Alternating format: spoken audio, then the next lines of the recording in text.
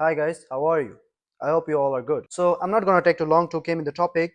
Let's start. Remember that risk is always better than regret. আর একটা কথা মনে রাখবা, জীবনে রিস্ক নেওয়া সবচেয়ে বড় রিস্ক। তুমি একটা জিনিস দেখো, আজকে তুমি একটা কিছু করতে যেতেছো আর ওটা ধরো একটা রিস্কের কাজ। আর ধরবা কেন?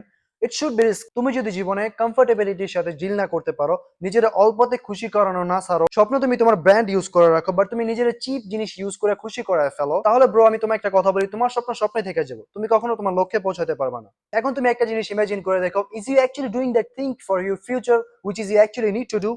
And the answer is no bro, তুমি এটা করতেছো না। এখন আরেকটা জিনিস ইমাজিন করো যে তোমার আসলে কি করা উচিত। এখন এইসব জিনিস চিন্তা করার পর যদি একটু হার্ড ওয়ার্ক, একটু ডেডিকেশনের সাথে যদি তুমি তোমার একবার সাকসেস কে অ্যাচিভ করে ফেলতে পারো, আর যদি তুমি ওইটা ধরে রাখতে জানো, তাহলে ব্রো তুমি একবার ইমাজিন করে দেখছো তোমার জীবনের পিছনে ফিরে তাকাইতে হইব না। এখানে সমস্যাটা কি জানো, তুমি ওইসব কাজগুলো করার আগে একটু ওভার থিঙ্কিং বেশি করে ফেলতেছো, যেটার মধ্যে অনেক রিস্ক, আমার দ্বারা তো হইব না, আমি এটার জন্য তৈরি হইনি কিয়া। No bro, that's the only time and only you can do that thing. এটা তোমার দ্বারা তো হইব, তুমিই পারবা। তুমি যে বলতেছো তুমি এটা পারবা না, এটা তুমি নিজে বলতেছো না, এটা তোমার ব্রেনটে বলতেছে। আর এটা টোটালি নর্মাল, কারণ তোমার ব্রেন বানানো হয়েছে তোমার প্রোটেক্ট করার জন্য। তোমার ব্রেনটা ডিজাইন এভাবেই করা হয়েছে যে তুমি যদি কোনোখানে যাও বা তুমি যদি কোনো কাজ করো, ওইটার মধ্যে যদি কোনো রিস্ক থাকে, ওইটা থেকে তোমায় ওইসব কাজ ওইসব জায়গা থেকে বিরত রাখার জন্য, যেগুলো করলে তুমি কষ্ট পাবে, তোমার এনজাইটি তোমার টেনশন বাইরে যাবে, এগুলা থেকে প্রোটেক্ট করার জন্যই তোমার ব্রেন। ওর মতো ওরে থাকতে দাও, ওর মতো ওর কাজ ওরে করতে দাও। তুমি জাস্ট তোমার লিমিটটারে পুশ করো। Even you want, even you fucking don't want, just push your limit.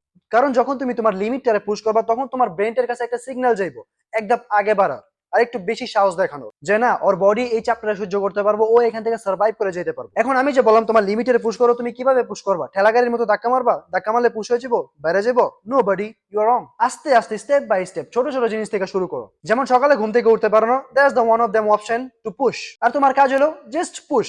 তো এখন কি করবা? সকাল 4টা বাজে উঠে বসে থাকবা? নো ব্রো, ফার্স্ট তুমি তোমার লাইফস্টাইলটা দেখো যে কোন সময়টা তোমার জন্য best, and then work on it. তারপর একটা ছোটটা বলে দেই যে যখন কেউ তোমায় কোনো কিছু জিজ্ঞাসা করে বা তুমি কারোর সাথে কথা বলতে যাও বা তোমায় কাউকে কোনো উত্তর দিতে হইব, তখন তুমি কিভাবে রিয়্যাক্ট করো, এই রিয়্যাক্টটা নোটিস করো। আর তারপর যখন বাসায় আসবা, তখন আয়নার সামনে দাঁড়ায় ঠিক সেম বিহেভিয়ারটা তোমার সাথে তুমি নিজের অ্যাপ্লাই করে দেখো যে তোমার কি ফিল হয়, তুমি কি আসলে ভালো একটা ব্যবহারের কথা বলে আসছো নাকি তুমি খারাপ ব্যবহার করছো। তখন তুমি বুঝতে পারবা যে তোমার কোন জায়গাটা ইমপ্রুভ করতে হবে। First improve your fucking self, তারপর তুমি এটার উপর কাজ করতে পারবে, তারপর তুমি তোমার লিমিটের আস্তে আস্তে পুশ করতে করতে আর উপরে উঠবা। But first anything everything figure it out and then work on it.